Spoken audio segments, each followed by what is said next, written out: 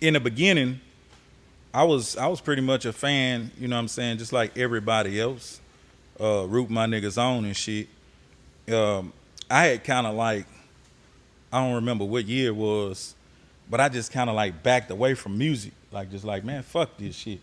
I went through some bullshit with my partners and them, and like me and them niggas was real close. So the shit we went through, it was devastating to me because I'm a trustful nigga and I'm a loyal nigga, and them niggas did me so cold, I couldn't manage to understand like how could a nigga I shot marbles with, spend a night at the house, ate food with, fuck over me when it's time for us to come up. You know what I mean?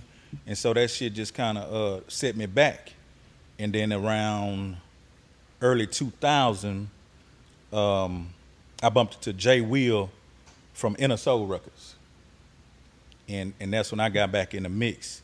By that And the time, soul was that with DMD and all them? yeah, yeah, yeah. Okay. By that time, Pimp was on lock. Pimp was on lock, and I'm in the studio fucking around with Jay Will. R.I.P. to my nigga. He was one of the co-founders of the Inner Soul Records who was helping finance put DMD out. That was my partner, neighborhood nigga I used to go to school with, come home from school and watch Rap City and talk about one day we gonna be on that hoe. You know what I mean? And so I had Did you ever work with DMD everything when you were doing music in PA?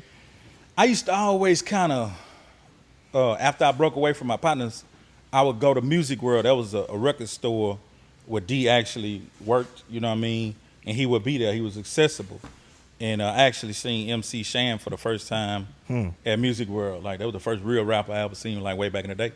And so I would go and submit demo tapes to D to see if he would expose me, you know what I mean? Because I looked at him like a Dr. Dre at the time. And I remember I slapped a demo on the counter. He like, I'm gonna check it out. Come back in about 3 days. And I went back. The nigga slapped that hoe on the counter and say, wack. Oh man. That nigga slapped that hoe on the counter, man, and said it was whack. And I ain't tripping. Like, he a big brother in the music. Like, he been fucking with the music. I'm just a rap nigga. I'm a street rap nigga. Like, hey, I'll take some criticism. Any kind of stop right there. Yeah.